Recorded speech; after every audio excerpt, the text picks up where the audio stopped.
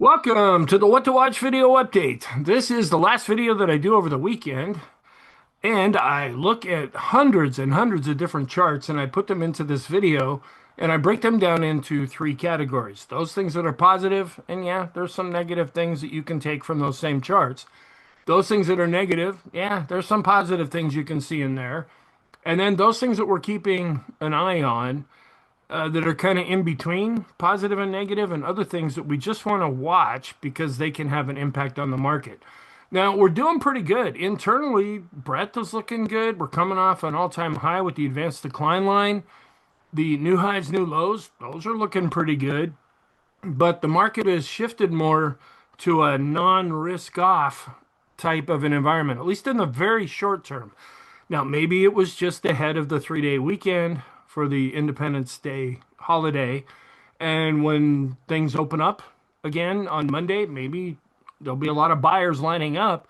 We do have positive seasonality. The first 2 weeks in July are the best 2 weeks of the entire year, historically, from a seasonal perspective. Now, it's no guarantee. It doesn't mean they're up all the time, but we have that going in the market's favor. Now we've been seeing the semiconductors doing really well, but they've been pulling back, and we've been seeing software not do very well, and it's been advancing. Some of the AI areas are taking a bit of a hit, and I'll go through some of those charts, and that's the real area of growth right now. And when that area is in favor, the market really goes up. When that's out of favor, we at best stay where we're at, and at worst actually see some declines. And we're doing okay as far as support for right now. We're holding out a little bit above the 50-day moving average for the Nasdaq 100. We're a little bit below it with the S&P, but we're actually, it's the 20-period moving average for the S&P, but we're keeping an eye on the 50-period moving average for the Nasdaq 100 and the FANG index that has the really big stocks. It's right at its 50-day moving average. So yeah, it's not really a coincidence that we're kind of right at these levels right now. We're a little bit below it with the Nasdaq, but we'll see. Is the market going to tip to the upside and see some buying coming in and become more aggressive or risk on? Or are we going to go down? Or are we going to head into the dog days of summer and not really do much of anything? So those are the only three things that can happen.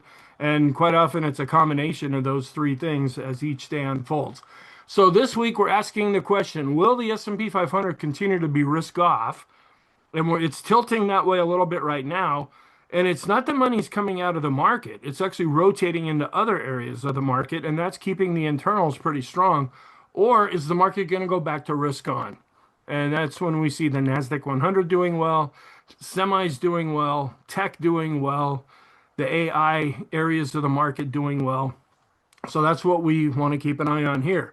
And this is being prepared for Monday, July 6th. All right, before I get into that, there's a program that I have. I've designed everything myself. It's free. Feel free to check that out. I'm playing around with some ideas right now. Even though it says $97 a month right now, that's not applicable. So if you want to have access to everything that I do, please sign up for the full program. It won't cost you anything.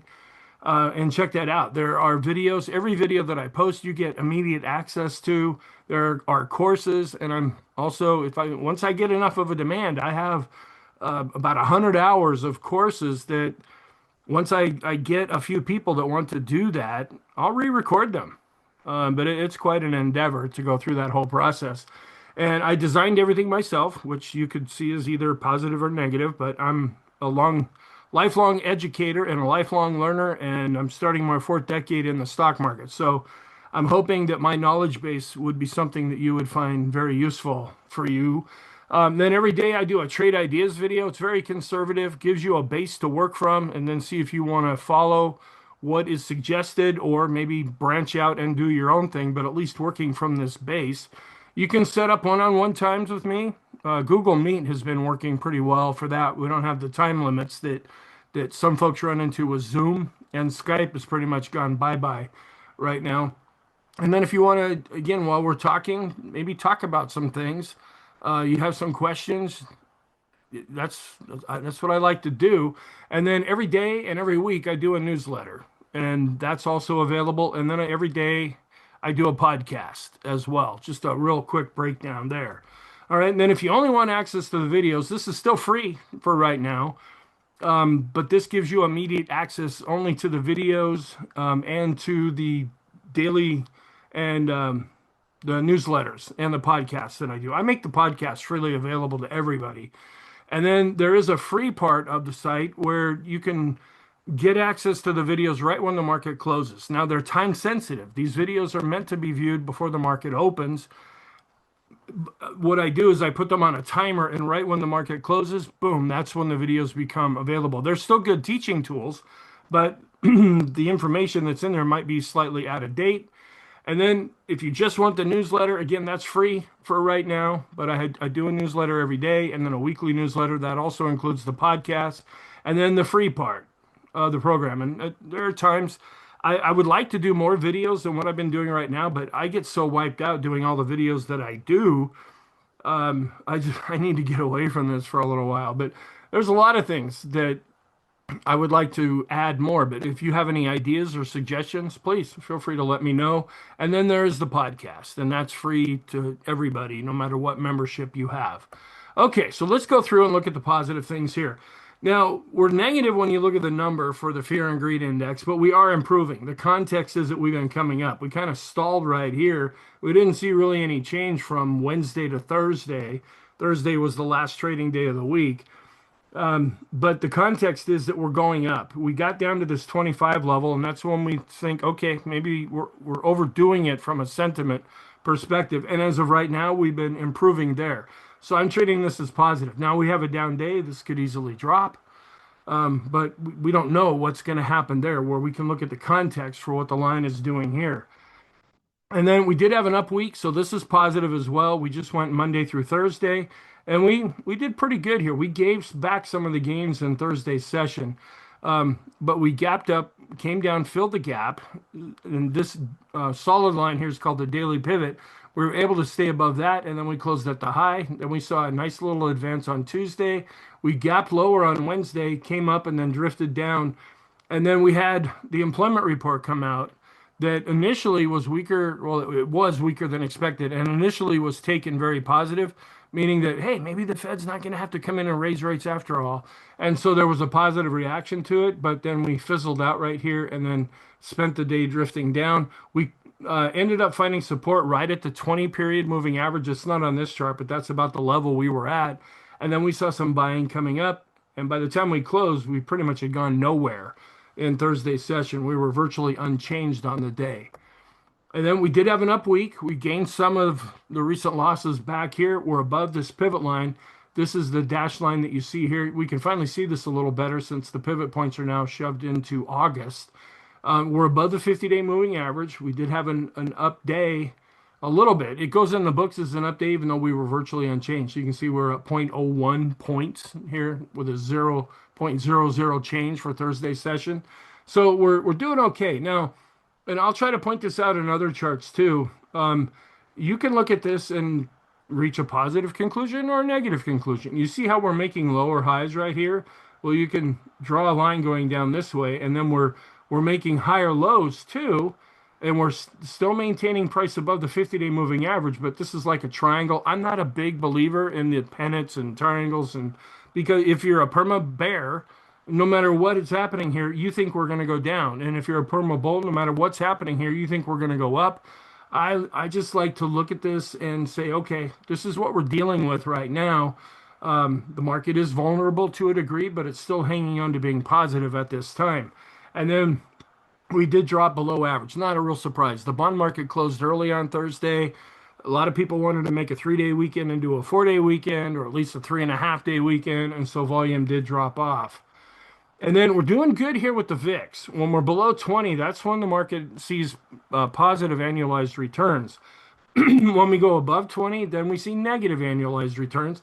And even with the market kind of not really going anywhere right now, we're not trending on any time frame at this time, and I'll show you that later. The VIX has really been behaving rather nicely. We're below the moving averages, still coming in with a fairly low reading here. Now, this line that you see, that is the closing value, and then we have the bar chart, which is the open, high, low, close, and we have been declining with both of these charts. here. Now, we're still hanging on to being positive here. We're above the 50 period moving average with large cap growth. This is the big driver of the markets here. And if we can continue to go up here and hang on to this and stay above this line and keep the lines going up and have it be an uptrend, that's going to be positive for the market. So we haven't lost this support level. Not too long ago, we did drop down, but then we were able to get back above it here. So this is still looking okay for the time being. And then again, you could read this in a negative way. Right now, I'm looking at it more positive. This is the ratio between large cap growth and the SPY. We came down here to this blue area, which is also the red line here, which is the previous tops. It's kind of loose in there. But that also lines up with the Fibonacci retracement level. And then we've come down to this area before and it acted as support and support. And then we went up and now we set another high here. And that's where the Fibonacci retracements come from. Well, we came down here before, kind of danced around this level and then bounced up. And then we came down. We actually dropped a little bit lower earlier in the week. Well, we were able to get a lot of that back here. So we're right back pretty much at the red line here right now. So this support level is holding for the time being. Yeah, if we go down here, this chart could easily turn more negative. All right, and then we're keeping an eye on the longer term equity put call ratio.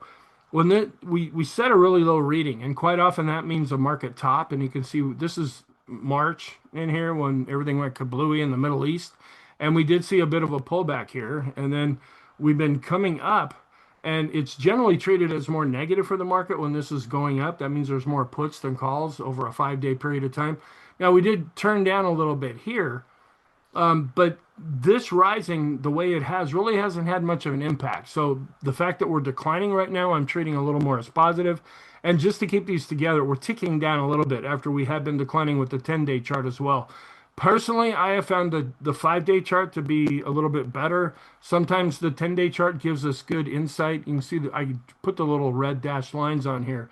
You can see when we had a spike, a really low spike, and then what the market did after that. Again, and then sometimes both of these charts are useless. That's why we look at a lot of different things. Okay, this is what I'm talking about internally. The new highs, new lows, a really big move up here in Thursday's session, and a lot of green and a real contraction of the red.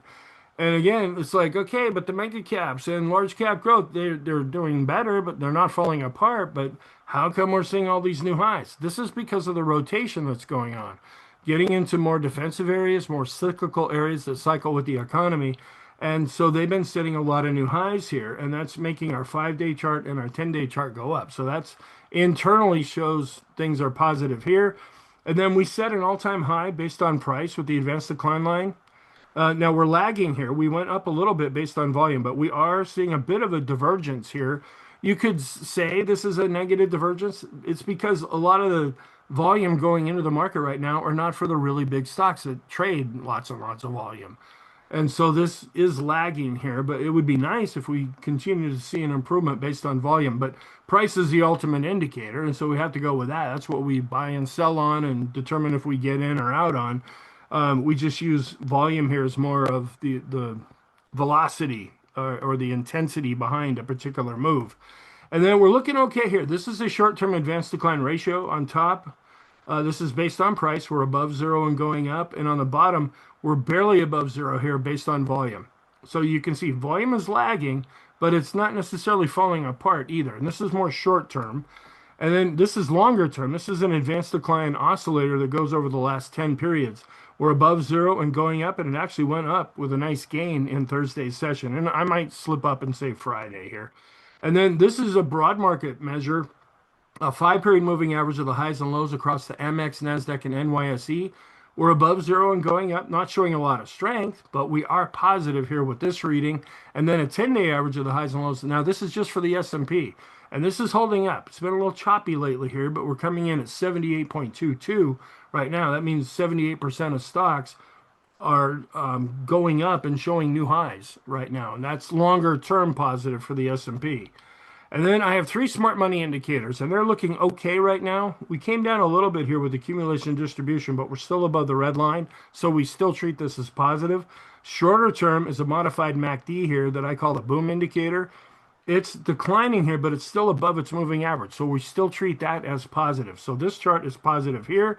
And then the chicken money flow, we're really going down here, but now we're turning back up and the red line's going up here. It might be kind of hard to see. But we are going up here, so that's treated as positive. And then smart money indicator number three, we're above the midpoint and going up above the moving average with the Chaikin oscillator. So all three of our smart money indicators are positive. That means there's money going in to buy stuff. And we did switch recently from negative to positive with the vortex with the green line above the red line. We came down a little bit here, but the green line is still well above the red line, so we treat this as positive. And then the TTM squeeze. I know a lot of you that I talk to, you like this. And sometimes I like it and sometimes I don't. Because we were really going up here with the S&P and this was going down. I mean, it's like if you do base decisions around this indicator, you missed out on a lot of this move going up. But we finally saw some conviction. We were changing back and forth from dark red to light red there for a while. And then we were declining, and now we have come back above the 50 period moving average, and we're going up, and the TTM squeeze is picking that up. It's not showing a lot of strength, but it is going up. So that's positive there. And then we have the McClellan oscillator for the S&P above zero and going up. That went up in Thursday's session. We're going up based on price. Now we're lagging a little bit here, but we're barely going up here based on volume. And then the broader market measures the NYSE McClellan oscillator above zero and going up here. And we're going up based on price. We're not really showing an awful lot here based on volume. You could actually say this is declining here. So a little bit of a divergence in this one, but price is going up here. And we're improving with the momentum, but we're not positive yet. We're turning up with the PMO. And then when we break it out based on price, we're going up. We break it out based on volume, we're going down. And that's a bit of the negative divergence that we've been seeing here. But then you look internally at all the PMOs inside of the S&P, the PMOs that are rising, that's going up. And when we're above 50, that's positive. So we're above 50 and advancing. The buy signals are above 50 and going up. And the PMOs that are above zero, also above 50, and that's going up. So internally, we're showing some strength inside of the S&P based on the PMO. And then we barely started ticking up again here with the Swindler trading oscillator. So we're advancing now based on price, and we were going up. Actually, this chart shows volume looking a little bit better. It's more of an upward move here where we were coming down based on price, and then we just ticked up in Thursday's session here. And then this is the parabolic SAR. When the dots are underneath, that's positive. Now there's a little issue that we run into with this. You know, we came all the way down here, and usually when we see that big of a decline, we would see the dot on top, but it didn't happen. And so when we look at the S&P 500 index itself, this is still positive. But then you look at the SPY, which is the ETF or the S&P 500, and this is the actual trading vehicle that we use in the program that I have. You see where the dots are on top? That's negative. And we've been seeing that now for a few days. So be aware of that. The cash index is looking more positive right now than the ETF is itself. Now we could have a good update here and get another dot underneath, but this is a divergence that we're seeing between the index and the ETF. And then we look at the weekly chart here and we're positive as well with the dots underneath. Topic curve, that's turned over to positive. We're seeing improvement with our momentum oscillators. The short-term ones are starting to turn up. We're seeing an improvement in the intermediate term, but they're still negative, and we're slowing down, but still negative with the long term. And I'll show that chart here a little bit later. But this is another momentum oscillator that has now switched back and is looking more positive. And we were unchanged in Friday's session, but the bullish percent index for the S&P has been going up, and we're above the moving average. So this is positive. This shows there's some internal strength. This measures the point and figure buy signals inside of the S&P 500, and when we're above 50, we're at 62.2 now. So 62.2% of stocks are on a point and figure buy signal. And then we're ticking down a little bit here with the NYSE bullish percent index, but it really didn't turn down all that much. Now, one thing that goes against that, and I like to keep these charts together, we did see a pullback with the NASDAQ 100 BPI. It really dropped here, and then it came back above 50. Well, in Thursday's session, we saw money coming out of the big growth stocks that make up the NASDAQ 100, and this actually is producing more sell signals right now. So we're not seeing it across the board, where a lot of times we see the same signals with the three charts that I just went through here. And we're doing okay with the short-term trend here based on 20 periods. The blue line and the green line are going up, and prices above that. So that we're holding on to that, looking positive, and we're above the simple and exponential moving average. You can see we came right down to the red line, which was the simple moving average, and that's where we set the bottom on Thursday, and then we came up off of that and closed up off of the low. And then these are some short-term moving averages here, 10, 20, and 30, and prices above all of them. The longer we can stay up here, the more the lines will start to go back up and show more of a conviction. And of course, if we go down, they won't show that conviction here. And then we're watching the 50-period moving averages for possible support. We came down here to the exponential moving average and then bounced up. Then we came down and actually came down to the exponential again. We dropped below the simple, and that's what most people use is the red line. And then we came back above that. And so we're above it right now. So we're treating that as positive. And then this puts all the moving averages together. We're holding on above the 20, the 50, the 100, and the 200 currently here. And so we're above the 20, that's green, the 50, and the 200 as well. And we're kind of a little bit above this purple line right here. This is an anchored weighted moving average. I don't like using these short-term anchored weighted moving averages. The longer the line, the more impact it has. And this is just kind of short-term right now. We came down to this orange line, which is from this gap. What I was really watching for was this light blue line, but we never even came down to that level. And so we came down to an anchored weighted moving average based on this gap that we saw coming up out of the lows from March into April. And right now we've just been kind of dancing around this short-term anchored weighted moving average.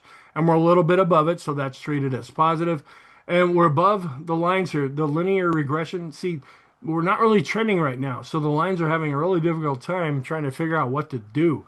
And it's kind of a jumbled mess. But price is above the lines for right now with the linear regression study. And this is the alligator too. We're trying to turn up a little bit here. Now it's called the alligator because when we're really moving up, it's like its mouth is wide and it's eating things here. Well, it's closed its mouth now and it's sleeping, but it might be getting ready to wake back up here.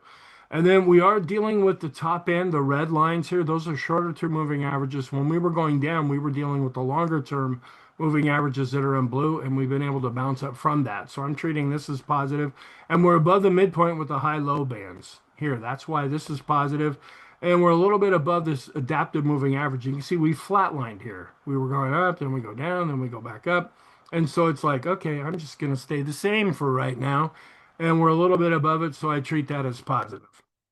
And then this is a weekly chart of the point and figure chart that we use here, and we had enough of an upward move to draw in some green X's here. Now you can see there's a lot of X's and O's. It looks like a football schematic here, but so we're kind of bunching up at this level. We'll see. Are we going to be able to break to the upside? Are we going to break to the downside? Or are we just going to continue to go sideways more with this? And then the long-term special K. Excuse me, this is a weekly chart and we're above the red line. That's positive. Unfortunately, the daily chart is negative. I'll show you when I get to the negative side. Now, we had an up week. We were up 1.76% here. We're still below this R1 level. We got a little bit above it and then came back down. So this is providing overhead resistance here. This is a weekly chart, and this is the quarterly pivot points right now. And these are pretty big. You can look at other times when we came right up to one of these pivot points, either as support or resistance, and that's about where the market bottomed, and then we came up from there. So these are a good thing to keep an eye on, and I show it pretty much in every daily video. And then those stocks above the 20-period moving averages inside the S&P, we're going up there. That's positive. We're above 50. And we saw an improvement with the 50-period moving average study, 100 and 200. So there is some strength, and there's some stocks going up inside of the S&P. It's just not the really big stocks right now. And the semis are currently under pressure. And then longer term, the 150 and the 200 moving averages here, they're going up. So that's showing some improvement there. And we're still at this upper trend channel with this, the trend line in this trend channel going back to 2009. So we've been maintaining higher level prices here. And then here, we're setting a new all-time high with the advanced decline line studies when we look at the NYSE common stock. And a new high based on price with the S&P, a new high with the mid caps, not quite a new high, but still doing okay with the small caps. And the Dow set a series of intraday and then all-time closing highs this past week. And that's a pretty good looking chart. It's been going up fairly well here. And then the NASDAQ 100, we're still above the 50-day moving average. This is what we're going to be watching if we see more weakness. Are we going to be able to hold out above this? We came right down to it and then closed up off of it in Thursday's session. So this support level is holding right now, and that's why I'm treating this as positive. And then we're underneath the 20 period moving average with the Qs. This is the ETF for the NASDAQ 100, but we are holding out above the 200-day moving average here. I'm sorry, this is a 50-day. I don't know why I screwed that up. I'm used to the 200-day being red, and that's way down here. But so we're holding out above the 50, but still below the 20. And then the weekly chart, we're still looking pretty good here with the NASDAQ 100 long-term trend line there. And then this is the second level of QQQ stocks. They were down a little bit on Thursday and a lot of jumbled sideways action right now, but a lot of AI stocks are in this second level of QQQs here. And so this is actually holding up quite well. And then the small caps just coming off of setting all-time highs, but then they pulled back in Thursday's session. This is the S&P 600. What most folks use is the Russell 2000 small caps. It's coming off of an intraday high and a closing high, but it was also down in Thursday's session. And the mid caps, they set a recent all-time high, but then they declined on Thursday. And then we're still holding out above the 50-day moving average with the total US stock ETF. So that's another moving average. If we see broad declines here, we're going to be watching this 50-day to see if it holds as support. And then the Magnificent Seven stocks, they've been not doing all that great, but they are improving here. We were down below the 200-day moving average, and we were able to get back above that. We're still seeing some crossing of moving averages up here, but we're seeing an improvement with the RSI, the long-term stochastics, and the Stoch RSI. So this is improving. We were just camped down here in oversold territory.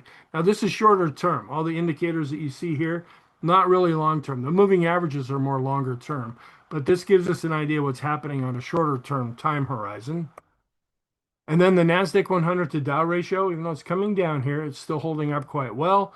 The Qs to small caps, that's coming down, but still above the blue line. Semiconductors to Dow, they've been under pressure here, but they've been doing so well here that we can pull back quite a bit and still be positive with this ratio. Then we look at a stock to bond ratio. We're still hanging out at the top end of the rainbow. We're coming down a little bit here, setting a series of lower highs. Want to keep an eye on that. But when this is going up, that is more positive, and that means the market is anticipating that we will not go into a recession, which that's another way of saying a soft landing.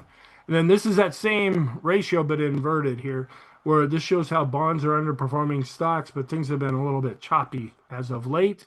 And then here's the positive seasonality. Going back to 1950, the first 2 weeks of July are the best performing 2 weeks of the whole year.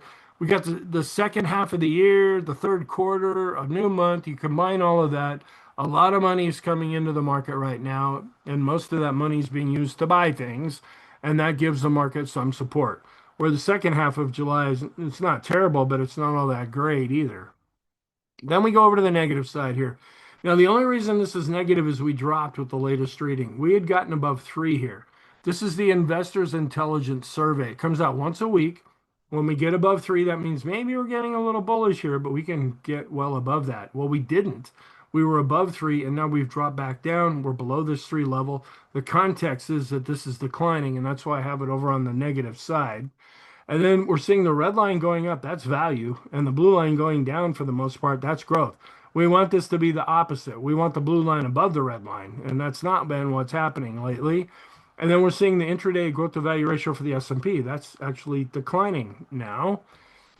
And discretionary to staples, that's not looking very positive. This is the intraday chart here, and not really doing much here with the discretionary to staples ratio. Just kind of chopping above and below the 50-day moving average. And then discretionary to staples, it's not moving. Not all that much is happening here. And we can see there's still a fairly strong correlation because see the ratio's been chopping sideways, the S&P's been going sideways, and so even though it's coming down a little bit, we're well up into this blue area, which means the top chart and the middle chart are correlating heavily with each other, which means they're going in the same direction at the same time. And then I'm treating this as negative for right now because small cap growth to value really took a big hit in Friday's session. Excuse me, Thursday. But we're still positive longer term. This has been one of the better looking growth to value ratios that we've seen for quite some time. but it got hit pretty hard last week here. And this one never has really looked good. This is the mid cap growth to value ratio here. And it's again, bigger picture, we're positive, but we took a big hit with the S&P growth to value ratio, actually dropping below the 50-day moving average here. And the growth to value ratio is seeing some weakness with the Qs to S&P, just kind of going along a declining moving average with discretionary to the S&P, and we drop back down below a declining moving average when we compare large cap growth to value. So we're below a declining moving average with the large caps, doing all right here with the mid caps, and then seeing a little bit more weakness. And the reason these are different is I use different indexes. There's ETFs, there's indexes, there's all kinds of things that you can look at for growth to value. And I'll be going through some of them here in a moment. This is another growth to value ratio where we were seeing some weakness. We came back up to the top end of the rainbow, and now it's declining below the rainbow again. And this is one of the ratios between the Qs and S&P. This is taking a bit of a hit here. We've been going sideways. And when this goes sideways, this is when the S&P goes sideways. And it has been dropping down here a bit. And then the correlation is actually getting a little bit weaker here because the ratio between the Qs to S&P and the S&P itself, that's actually going down with a little bit more conviction. That's what's wearing down this correlation that we're seeing right here. But we're still in the blue area overall. And now we look at a bunch of growth to value ratios, and they're not looking all that great. They're not necessarily falling off a cliff, but they're not looking all that powerful either. And so this one has been in decline here. This one's also not looking all that good. This one's holding up a little bit better, but not really showing any strength. This one had been showing a lot of strength, but then it really pulled back in the previous week here. Now we want to keep an eye on this. This actually triggered recently, and then the trigger was turned off, and now it's turned back on. This is the 10-year yield from in the US, and you subtract the Japanese 10-year yield. And when we get below 1.75, we get nervous at that point. Now we dropped down here, and then we came back up, and now we're down at 1.71. I marked other times when we dropped down below this red line, which is at 1.71 here. And sometimes it meant a fairly significant decline. Like right in here, it really didn't mean anything. There was a decline, but it came much later. This is right before the whole COVID crash that we went through here. So we just want to watch this because it was triggered, didn't lead to anything, and now it's being triggered again a few days later. So we just want to watch this, and I keep an eye on the Japanese 10-year yield. And if that really starts acting strange here, this could cause some problems for the market. But this is about the only kind of warning sign that we're seeing, but we saw it before and then it went away. So we'll see if something plays out with it this time or not. And then momentum has really been dropping off. We have one momentum indicator here and then another momentum indicator ratio. Those have been coming down when compared to the S&P. And we're still getting an elevated level. This is another fear gauge. It's the ulcer index, and that's above the moving average. And we were slightly positive with individual investors. Well, in the latest survey, now we're back to looking more bearish overall. Rather pessimistic group these days. So that's negative. And then we're not trending, and we are negative here. This is the short-term ADX. We're below the blue line. That's 20. We're below the moving average. This shows a weakening non-trend. That's negative because the red line is above the green line. So no trend, but we default to negative in the short term. We're seeing a very similar thing in the intermediate term. Red line above the green line, declining below 20, below the moving average in the intermediate term. And this is a weekly chart here. Now we're still defaulting to positive on this one because the green line's above the red line, but we're also going down with the ADX below the moving average and below 20. So we're not trending on any time frame that I follow anyway here. Short term, intermediate term, and then this is longer term.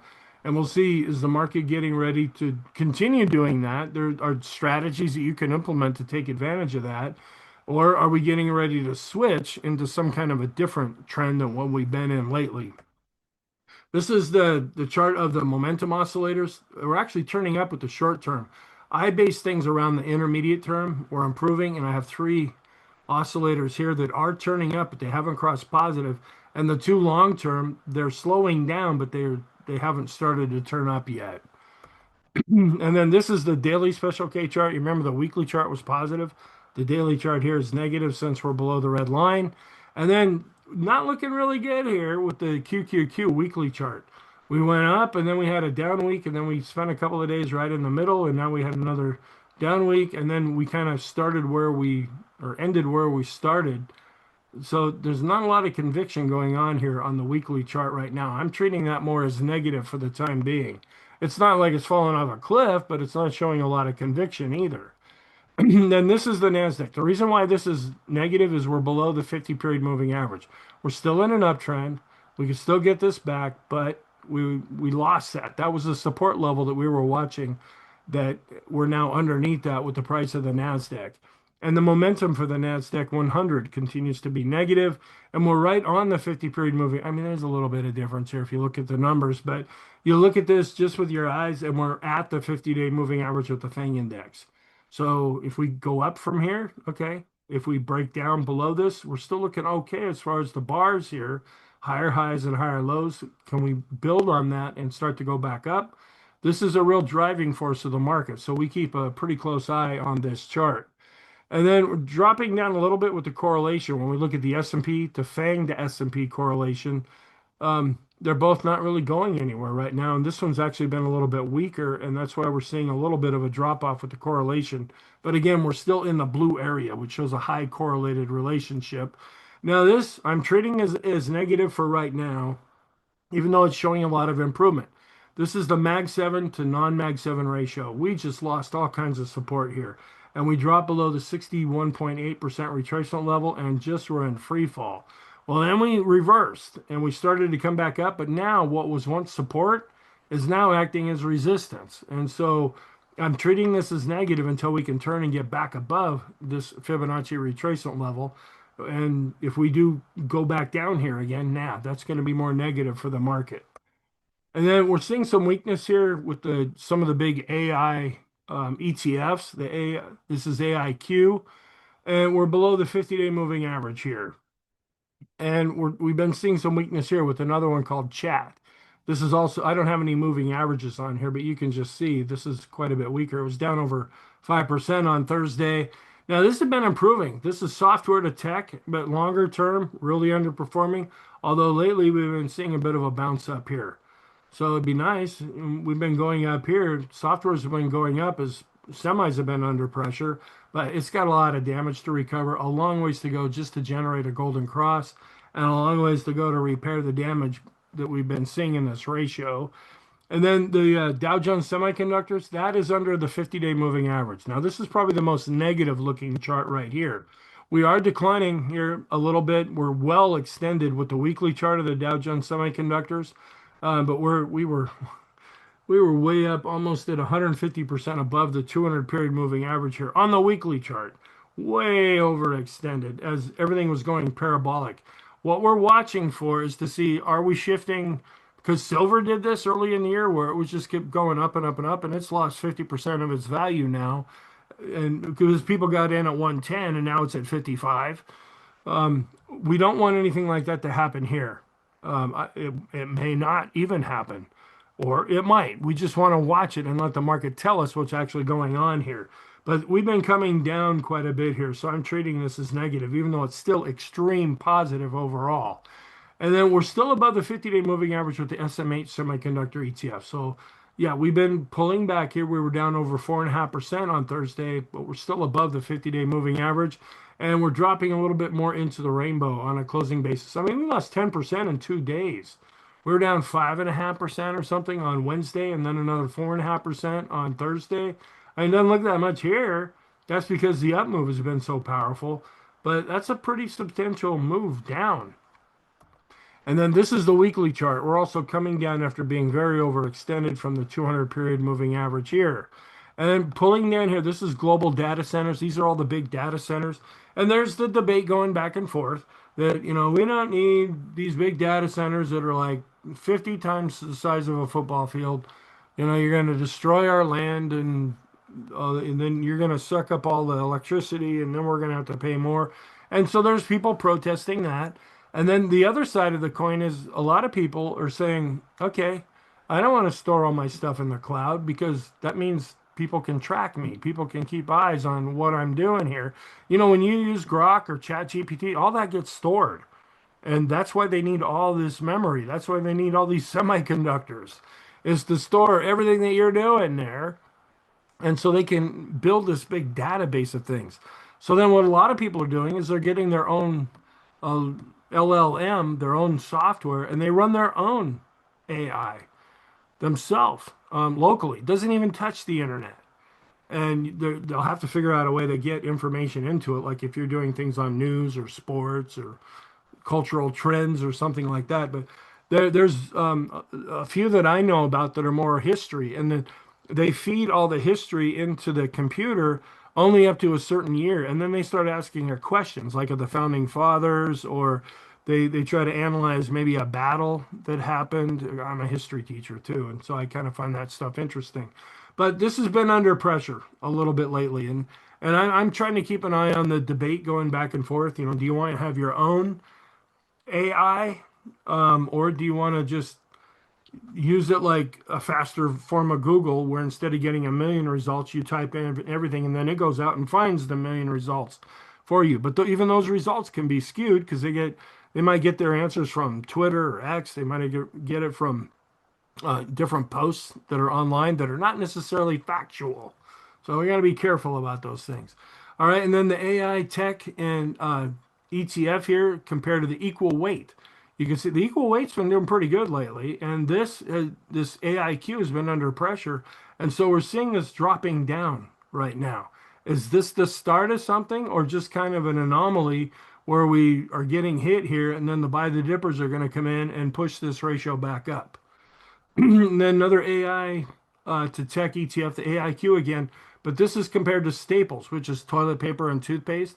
If this really starts to go down, that's the market getting more defensive.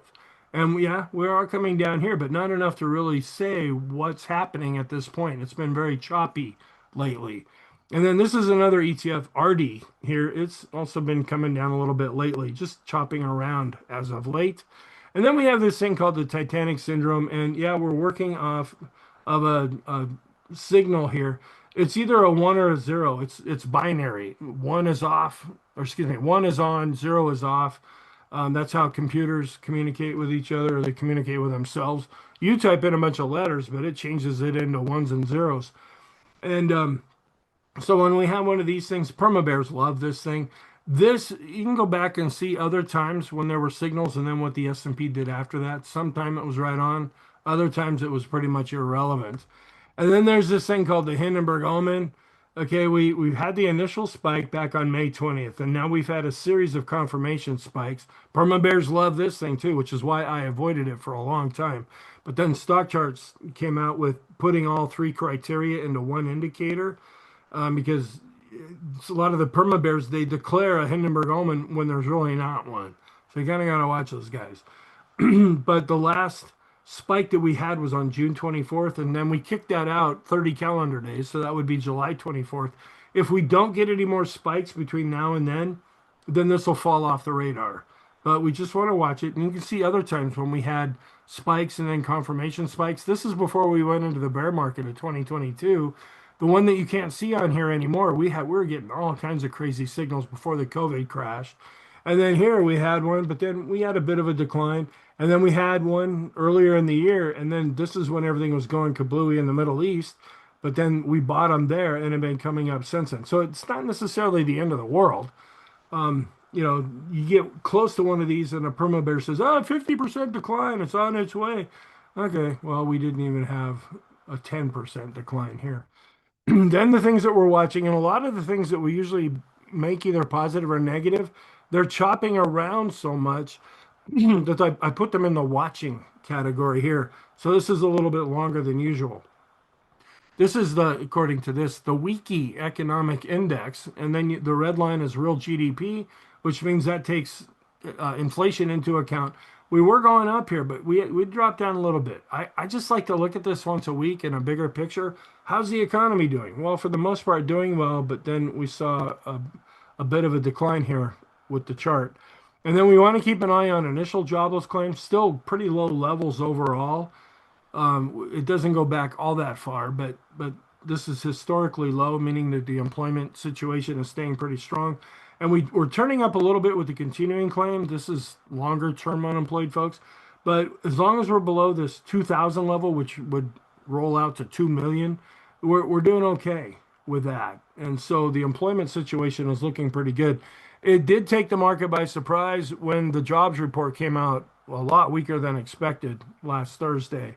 We'll have to see if that starts to feed into some of these numbers. I mean, we still had jobs added, just not as many as they thought there would be. We do want to keep an eye on volume. I watched that pretty closely here, and we were below average in Thursday's session, but we've been above average for the most part. This is the rebalancing that took place right near the end of the month. This was an options expiration. This was also at the end of the month here. So we get these volume spikes periodically. And then this is the skew index. I have it in the watching area because we're never quite sure. When we get up into this red area, the market's expecting something.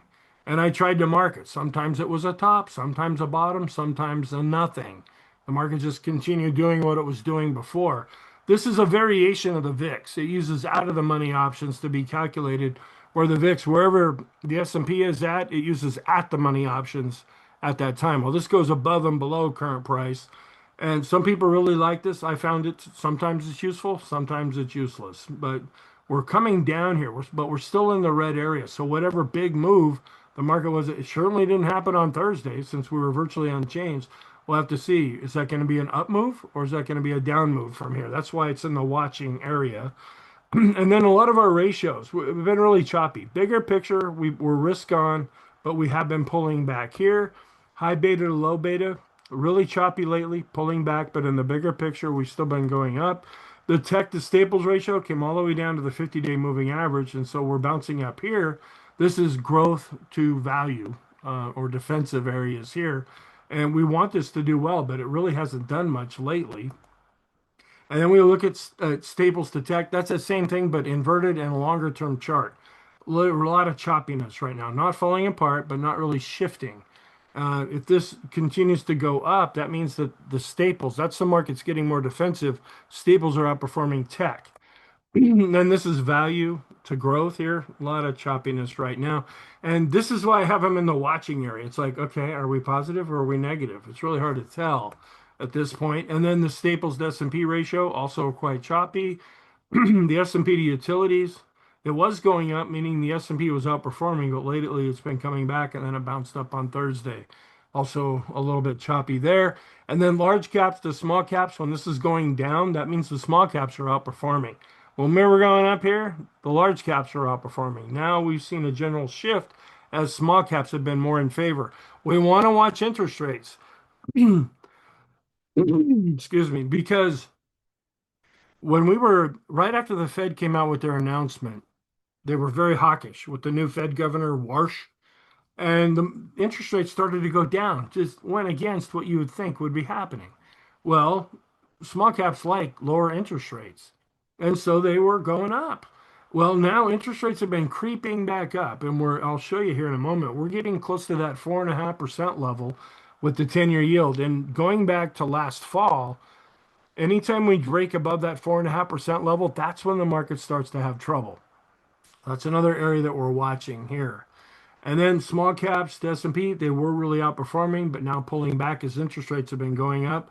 Another small cap to large cap ratio, again, breaking out, but now pulling back. And then semis to software, this has been parabolic here, but lately semis have been under pressure and software has been doing better. And so we've been seeing this ratio coming down. And then home construction, when interest rates were going down, we saw them outperforming 3 to 7 year bonds. Now they're rolling over just a little bit, but still hanging on to those recent gains for the most part. And then here's the semi to tech ratio, also pulling back. And now tech's been doing great, but when this goes up, that means semis are doing even better. And this is really showing a strong market here. Well, is that starting to change now, or is this just a little bit of a pit stop before we get ready to start going back up again? And then we have been dropping down here with the energy to bond ratio because oil has been behaving itself. We're actually getting into the high 60s now as far as oil. And then gold is not doing all that well these days. And the S&P has been improving a little bit. So this gold to S&P ratio has been going down. Now we're seeing an improvement here. And I don't want to call this positive because we've had so many false starts here. The financial sector to the S&P. We go back a year and it's been underperforming. And then we see a bit of a bounce and go, ooh, ooh, ooh, maybe it's getting better. And then it just turns and goes back down. And then it improves and then it goes back down. Well, now it's in one of those improving type of moods these days. Can we get above this moving average and actually start to show some strength here? That'd be more positive for the economy and for the market when the financial sector is doing well. Here's the 10-year yield. We're ever so close to that four. It says 45 here. That's 4.5%. And see how we were coming down, really coming down here nicely. And that was helping the small caps. Now we've started to go back up. And is this going to become a problem, especially if we break above this red line at 4.5%? And now, is the market worried about inflation and interest rates? It was. We were going up here, but it's we're setting a series of lower highs here. And this looks at cash to 3 to 7 year bonds. And I treat this as short term. Then I go more intermediate term. TIPS, which are Treasury inflation protected securities, to 3 to 7 year bonds. We were concerned here, but then now we're starting to pull back down. So intermediate term, the market's becoming less concerned about inflation and interest rates. And then the long term, tips to 7 to 10 year bonds. We were really going up here, and this was causing some concerns, but then we really dropped down. But now we're starting to go back up. We're watching all the different areas of the maturities from the 3 month all the way up to the 30 year for bonds to see if we can get some clues in here. This one's actually showing a little bit more life than the other ratios that we have.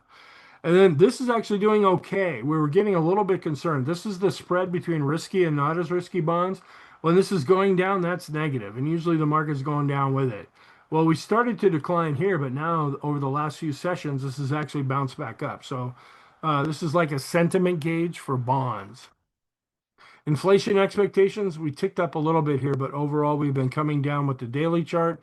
And then this chart is just saying the market telling the Fed, you need to raise rates. When the blue line, that's the 2 year yield, is above the red line, that's the Fed funds rate. That's when we see interest rates going up. And then when the blue line drops below the red line, that's when interest rates start to come down. Well, we finally broke above this and we've been consistently above this now. And this is the market telling the Fed, raise rates here. And Edward Yardeni, which is where I get this chart from. I can get this chart from other places, but this one's updated every day. The one that I get's updated like once a month or something. He coined the term, I think back in the 80s. He calls these folks that are in this market the bond vigilantes. Like they're taking the law into their own hands here and they're trying to, and that's what is really supposed to happen with the Fed. When the Fed is supposed to do what the market tells it to do. Well, ever since the great financial crisis that started in late 2007 and into 2009 or 8 and then went into 2009, ever since that point, it's like the Fed tells the markets what to do. And that's why we get everybody just getting all hot and bothered about the Fed coming in and cutting rates or raising rates or what have you. It really, it should be the other way around. The market does what it does, and then the Fed adjusts accordingly. But that's not how it's been in reality. What I've heard is Warsh wants to change that. He wants to possibly change some of the data that we get, not make it as historical, make it a little more forward looking, and also not government based, and possibly tapping in to some of the private companies that have their own ways of looking at things. And then we call it the FOMC, the Federal Open Mouth Committee, because these people are like rock stars and they're living, and these are economists that are cool. I mean, talk about an oxymoron. Cool economists? Never. Well, they kind of like being the center of attention. They like going out and giving these speeches and being all powerful and stuff. An economist, the geek of geeks, all right? Well, he wants to possibly stop a lot of that, where they don't do as many interviews, they don't give as many speeches, they're not treated like rock stars, they go back to being more anonymous. We don't know if it's going to play out that way, but that's been what's floated out of the Fed under Warsh. Okay, and then this is a monthly chart. It did complete at the end of June, and then we came down here and we set a bottom and we started to go up, and that's when I put this red line here because a lot of times that signals the top in the market, and this is when we went down last March. Well, now staples have been coming down and we're back down to these previous levels here. And so it's like, that's why I have a big question mark. It's like, okay, should I put a red line in here? Or is this going to behave? Now, unfortunately, we're not going to know until the end of July what's going to happen with this chart. But I do look at it every day. And if it really starts to act up here, I'll start talking about it in the daily videos. And then we look at a number of different ratios, not really doing much with discretionary to staples. The top is weighted, but you have Amazon and Tesla that are included, and they have such a big impact. They said, well, let's make it a little bit more fair. Let's have an equal weight discretionary to staples ratio. Well, that's not doing much better. And then tech to utilities, tech was outperforming, but now pulling back as utilities have been improving. Still holding up fairly well with biotech to healthcare. Healthcare's been doing well, but biotech's been holding up all right. And then we have hotels to utilities. Hotels were outperforming. Then we pulled back, and now they've been going up a little bit here overall. So we like to keep an eye on these ratios just to see if anything really weird's happening. And then here's the semiconductors, really strong, going sideways, now seeing some weakness. Home builders, they were really going up as interest rates were coming down, and now they're under a little bit of pressure. The transports, they liked that oil was coming down, but now they've kind of leveled out. And then retail's doing okay here, but not really showing an awful lot of follow through conviction. And then one thing that is encouraging, the regional banks, the smaller banks, this has been doing better. Even though we're off of the highs here, this has shown some improvement.